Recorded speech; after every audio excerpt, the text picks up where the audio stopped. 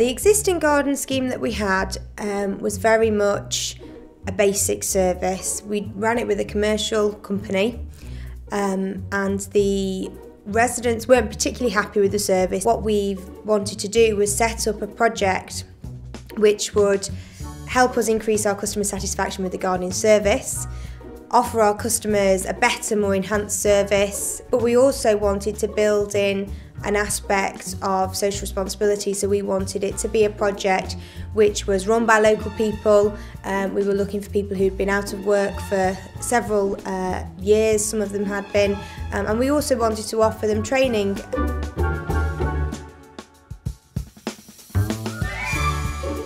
Three years ago there was not a lot of jobs around, so I started volunteering. So I was volunteering on the vans and various other things, and it's 5 months ago this job opportunity came up, gardening. That's how I started.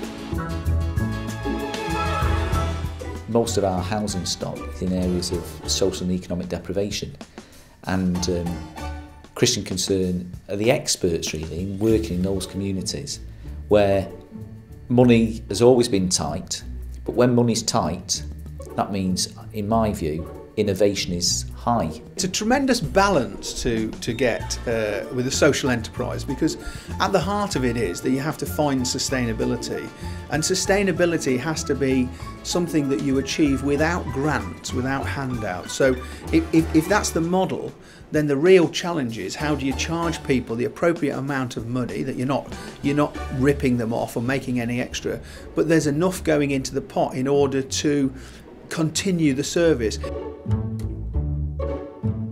We do our best we can for them and help them in every way we possibly can. But one old lady the other week, she sort of called, "Brian, can you help me? A shelf had slipped in the fridge."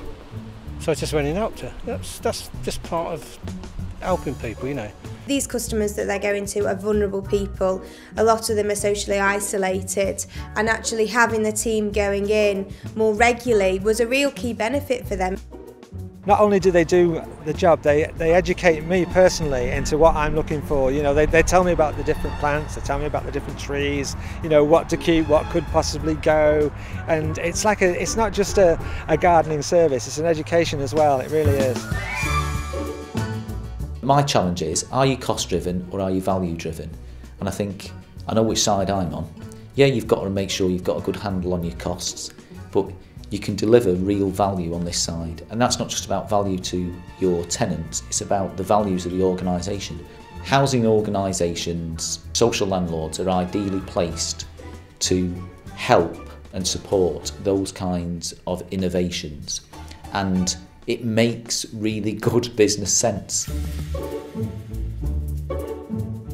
Now it's working so well, it's been really nice to see Crewe Christian Concern actually taking that over and actually running a really successful service.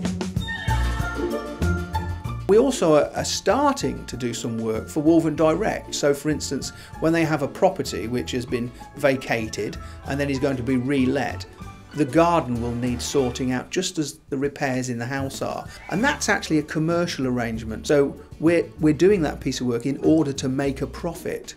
So combining those two and keeping the resources tight, it's making the project financially sustainable.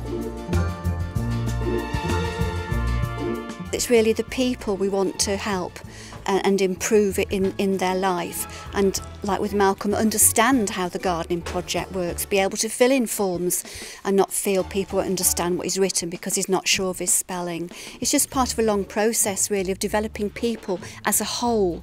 There's a lady at Wimbury, Mrs Ashton. She can't stop thanking us. Such a nice lady she is, and it makes you feel great when you leave. Yeah, Mrs Ashton. Especially the older ones, they'd look around and think, my garden's looking tidy again, so you get a good feeling out of that. It's such a bonus to have this scheme going, and what these guys do, you know, it helps me no end, and not having to worry that the fact that the garden is overgrown, can't manage it, you know, and it's fabulous like that.